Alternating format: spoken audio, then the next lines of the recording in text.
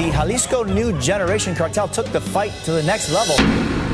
El 18 de marzo de 2021, la policía mexicana descubrió un cuerpo envuelto en plástico. Un letrero adherido en el pecho de la víctima decía: el traidor, el Cholo. Este hombre se había atrevido a formar su propia banda y desafiar al infame cártel Jalisco Nueva Generación. Aquí hay 5 ocasiones en que las pandillas se metieron con los cárteles equivocados.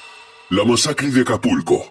El 8 de enero de 2011, las autoridades mexicanas encontraron una escena horrible en Acapulco, un popular destino de playa en la costa del Pacífico de México. Afuera de un centro comercial, las autoridades descubrieron 15 cuerpos masculinos, 14 de los cuales fueron decapitados. Los letreros manuscritos estaban firmados por la gente del Chapo, haciendo una clara referencia al cártel de Sinaloa liderado por Joaquín El Chapo Guzmán. Fueron identificadas rápidamente como miembros de la banda del Pacífico Sur. El cártel de Sinaloa decidió eliminar a estos hombres porque estaban interfiriendo con el control total de las rutas de drogas. En abril de 2020, la banda del Pacífico Sur apareció por primera vez como una facción del cártel de los Beltrán Leiva. Posteriormente, operaron por su cuenta en Acapulco.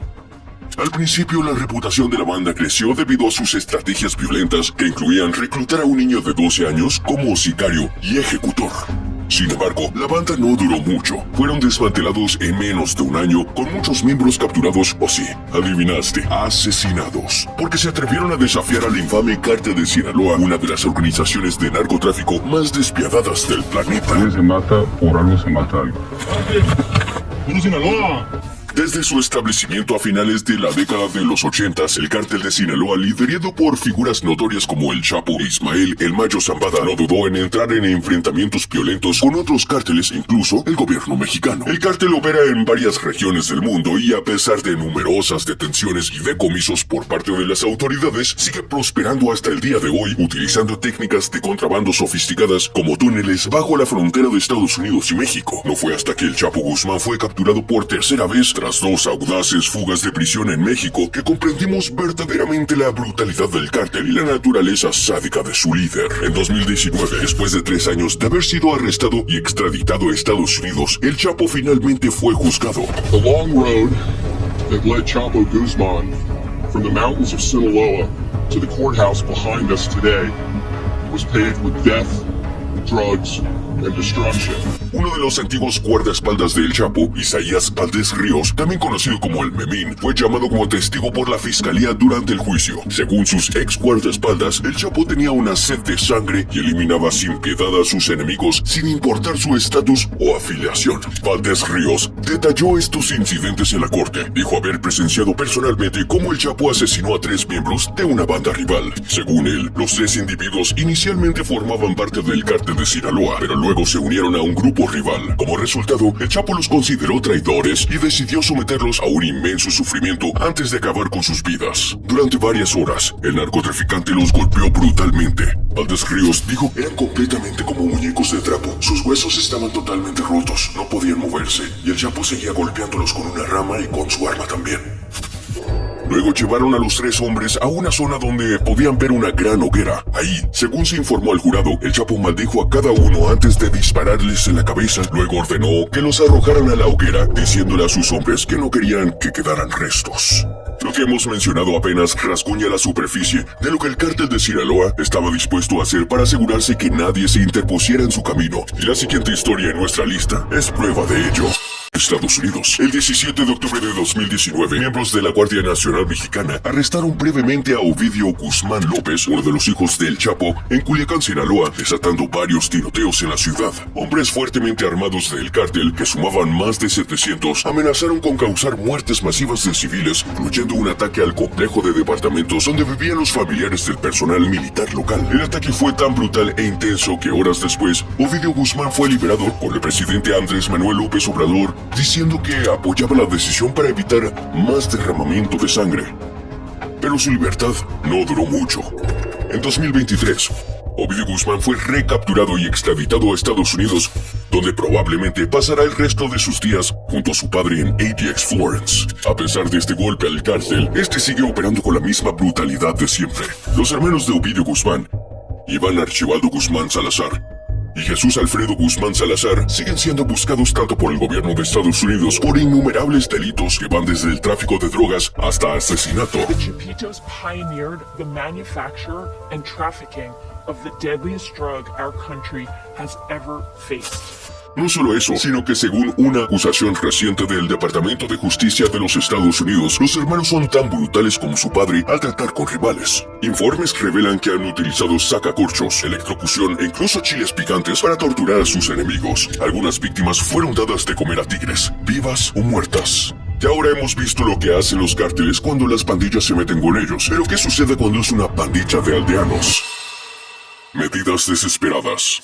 El 8 de diciembre de 2023, los residentes de Texcaltitlán, un pueblo ubicado al suroeste de Ciudad de México, llegaron a su límite con el cártel que había estado aterrorizando a su comunidad. Frustrados y desesperados por un cambio, se armaron con lo que pudieron encontrar y tomaron la audaz decisión de enfrentarse, sin importar las consecuencias. Ahora, la verdadera pregunta es ¿cómo respondió el cártel a este levantamiento inesperado por parte de un grupo de vigilantes amateurs? Primero, vamos a profundizar en por qué el cártel estaba causando tantos problemas a los aldeanos. Los cárteles de drogas en México son notorios por extorsionar dinero de cualquier negocio que puedan controlar, incluso recurriendo a la violencia contra aquellos que se niegan a pagar. Uno de estos cárteles es la familia michoacana, que había estado aterrorizando a la gente de esta localidad durante mucho tiempo, exigiendo una cuota de extorsión mensual, pero los aldeanos decidieron que ya era suficiente. El 8 de diciembre estalló un enfrentamiento cuando el cártel anunció un aumento en el impuesto de extorsión en el pequeño pueblo. Los agricultores ya estaban teniendo dificultades para pagar la tarifa original y duplicarla. Era simplemente imposible. Un agricultor explicó: tuvimos un mal año de cosechas y apenas hicimos suficiente dinero para pagar la cuota de extorsión original. Con este aumento básicamente no tenemos otra opción que morir luchando o morir de hambre. Los residentes se unieron y planearon enfrentarse al cártel. Tomaron todas las armas que pudieron encontrar y se dirigieron al campo de fútbol local para encontrarse con los miembros del cártel y entregarles el supuesto dinero de la extorsión. Los miembros del cártel estaban armados hasta los dientes, algunos incluso vestían uniformes falsos del ejército mexicano. Pero esto no detuvo a los vigilantes agricultores, quienes llegaron a luchar por lo que les pertenecía. Las cosas rápidamente salieron de control cuando se disparó un tiro, desatando el caos. Los agricultores, armados con escopetas, machetes y palos, lucharon contra los criminales. Un total de 14 hombres perdieron la vida en la violenta confrontación. 4 agricultores y 10 miembros del cártel. Entre los fallecidos se encontraba un líder del cártel conocido como Comandante Payaso, el presunto líder de la familia en la región y quien estaba detrás del aumento de la cuota de extorsión. Los miembros restantes del cártel huyeron del lugar y los agricultores procedieron a incendiar los camiones y los cuerpos de los miembros caídos del cártel. Después de los hechos, un aldeano expresó su frustración diciendo: le dijimos al ejército mexicano que esto iba a suceder porque no íbamos a pagar más. Pedimos su respaldo y nadie apareció. Los agricultores habían recorrido a las autoridades en varias ocasiones, pero sus súplicas siempre caían en oídos sordos. Cuando las noticias de sus luchas se hicieron públicas, la situación rápidamente se politizó.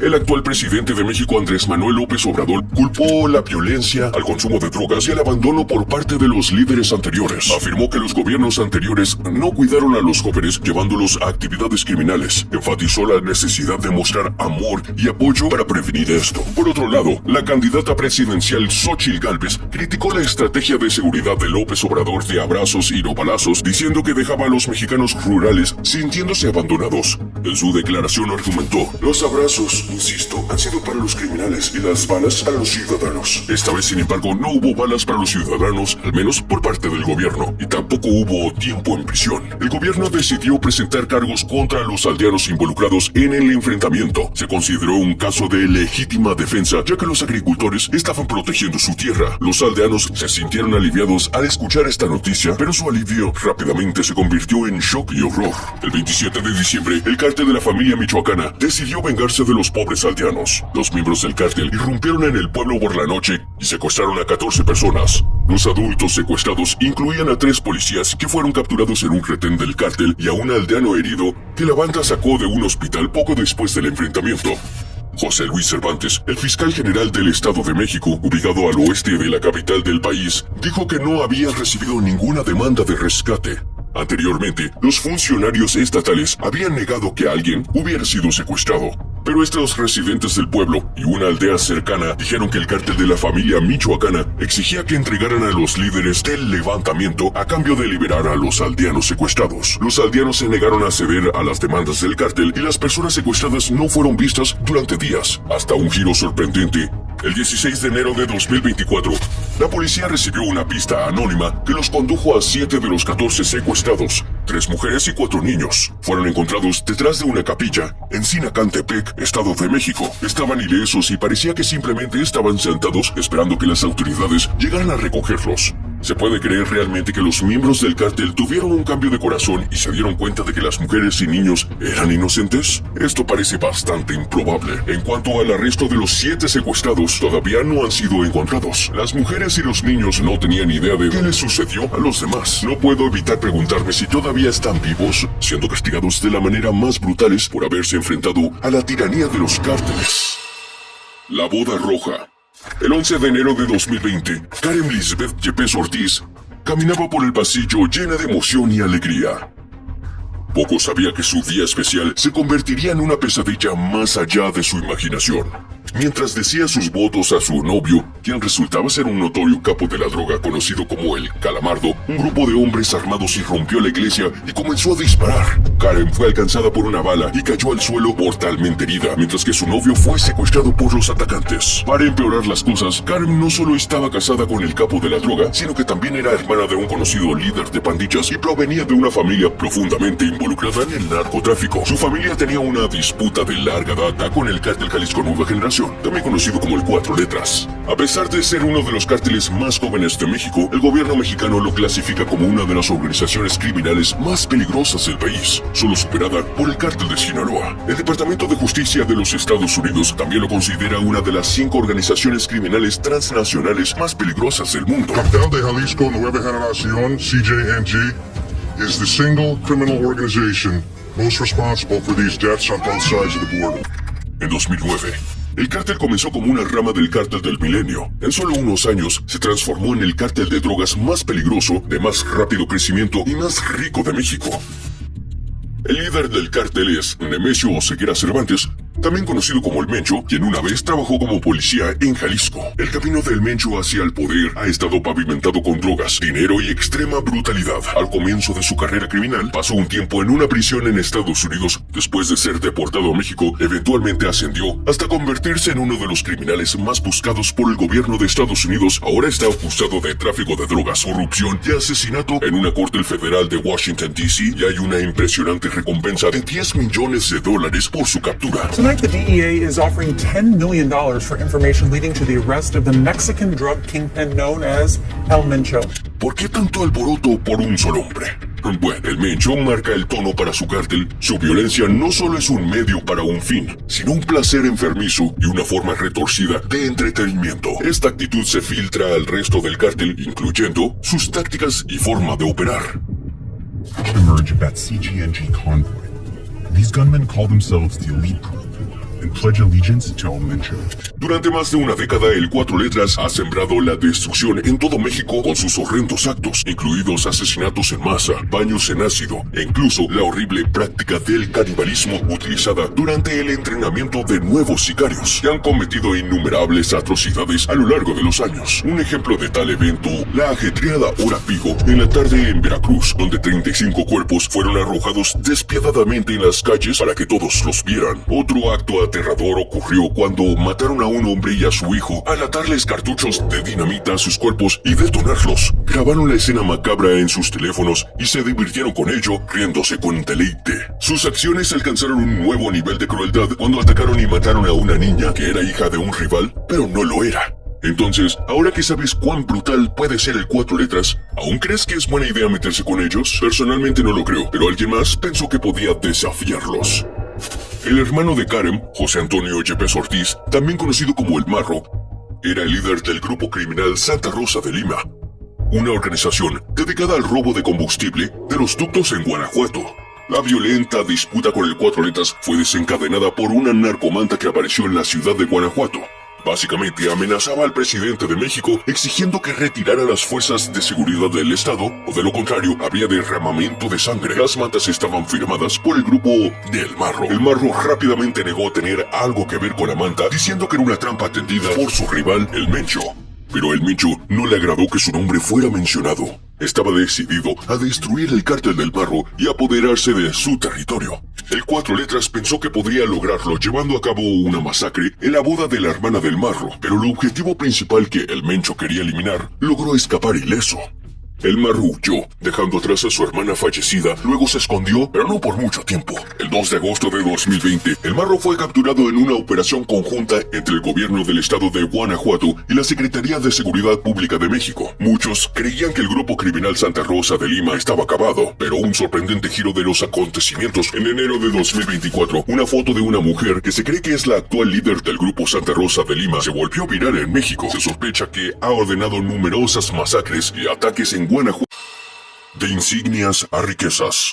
Los oficiales de policía se supone que deben proteger y servir, ¿correcto? Bueno, no en este caso. El 18 de septiembre de 2023, media docena de oficiales de policía local y estatal de Tijuana idearon un plan para robar un gran cargamento de drogas de un almacén donde los traficantes lo guardaban. No solo rompieron su juramento y crearon su propia banda criminal, sino que también robaron nada menos que al cártel de Sinaloa. Y aunque el Chapo ahora está encerrado en la prisión más segura de Estados Unidos, la ATX Florence, no significa que el cártel de Sinaloa sea menos peligroso. No cambió. En el narcotráfico nunca se va a acabar. Agarraron al Chapo, pero ya está otro. Sus tres hijos, conocidos como los Chapitos, junto con su antiguo socio el Mayo Zambada, mantienen viva la sangrienta reputación del cártel de Sinaloa. Después del robo, individuos armados dispararon alrededor de 30 tiros contra la oficina de los fiscales federales en Tijuana, dejando marcas visibles en el frente del edificio. Alguien disparó y mató a uno de los oficiales de policía municipal presuntamente involucrados en el atraco en una calle de Tijuana. Aparentemente el cártel supo casi de inmediato quiénes habían llevado a cabo el robo y no se conformaron con un solo oficial caído. El 24 de noviembre, hombres armados atacaron la oficina de los fiscales estatales con una ráfaga de disparos. Nadie resultó herido. 3 días después, un detective estatal bajo la investigación por el robo fue asesinado a tiros mientras llenaba el tanque en una estación de servicio en Tijuana. Al parecer, el oficial vio venir el ataque y logró arrancar su coche y avanzar unos metros antes de chocar contra una columna y desplomarse muerto al volante. Los atacantes huyeron en una motocicleta. Más tarde, un empleado de la oficina del fiscal confirmó que otros 2 oficiales bajo investigación por el escándalo habían sido asesinados a plena luz del día en las calles de la ciudad. El empleado dijo que uno de los oficiales rechazó una oferta para ingresar al programa estatal de protección de testigos a cambio de testificar en el caso. Además, Alberto Cabella, el ex jefe de la policía de Tijuana, declaró que 3 oficiales adicionales habían sido asesinados después del robo, indicando que el cártel había lanzado una represalia generalizada por el hurto. Esto nos sorprende, ya que no sería la primera vez que el cártel de Sinaloa libra una guerra contra las autoridades mexicanas, incluso después de la extradición del Chapo a los... De camaradas a carnicería. El 11 de marzo de 2021, las autoridades en México hicieron un descubrimiento impactante. Un cuerpo envuelto herméticamente en bolsas de basuras negras abandonado en un parque de Guadalajara. La policía pensó que solo se trataba de un maniquí debido a lo ajustado del envoltorio de plástico.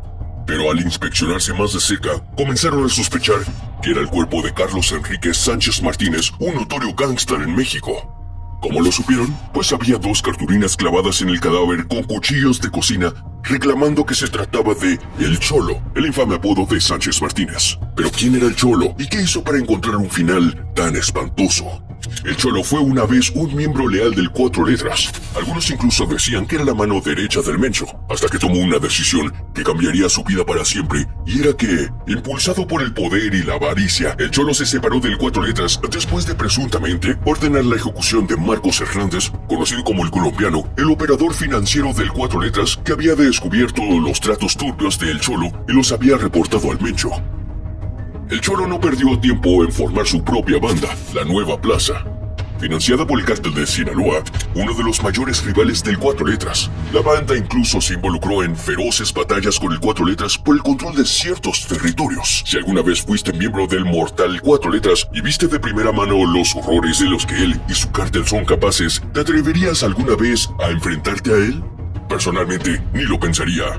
Pero el Cholo pensó diferente y pagó el precio más alto por ello. El 18 de marzo de 2021, un video apareció en línea mostrando a un hombre con una camiseta roja de Lacoste, luciendo derrotado y resignado a su destino. Detrás de él, varios hombres enmascarados, armados y listos para lo que estaba por venir. El hombre, identificado más tarde como el Cholo, comenzó a hablar aparentemente leyendo una serie de puntos. Asumió la responsabilidad de varios incidentes violentos en México, incluido un ataque al consulado en Estados Unidos. También implicó a varios oficiales de policía de alto rango que, según él, trabajaban para derribar al Cuatro Letras. Un nombre que mencionó específicamente fue el de Omar García Harfuch, conocido por sus tácticas duras y su implacable persecución de los cárteles. En julio de 2020, Harfuch escapó por poco de una lluvia de balas que lo hirió gravemente y mató a sus amigos. Harfuch rápidamente culpó al Cuatro Letras y declaró: "Nuestra nación debe continuar enfrentándose al cobarde crimen organizado". Después del ataque, la Fiscalía de la Ciudad de México detuvo al menos una docena de sospechosos que eran miembros del Cuatro Letras. Sin embargo, el Mencho permaneció intocable, dejando a Harfuch en busca de venganza. Sin embargo, justo después de que el video se volviera viral, se apresuró a negar todas las acusaciones, diciendo que no prestaría atención a las palabras de un criminal secuestrado por otros criminales. Era como si supiera con certeza que los hombres detrás del Cholo pertenecían al Cuatro Letras. Al final del video, el Cholo aconsejó a sus seguidores que dejaran de seguirlo y dedicaran más tiempo a sus familias. Al borde de lágrimas, terminó el video diciendo: "Miren cómo terminé". ¿Te imaginas tener que leer estas palabras sabiendo exactamente lo que va a pasar? Poco después de que el video se volviera viral, el cuerpo desfigurado fue encontrado en el banco del parque. Le dispararon varias veces en la cabeza y claramente lo torturaron severamente antes de que la última bala pusiera fin a su miseria. Y ahí, clavado en su pecho, estaba el cartel cubierto de sangre que ayudó a las autoridades a identificar el cuerpo. El cartel decía en español: "El traidor, el Cholo".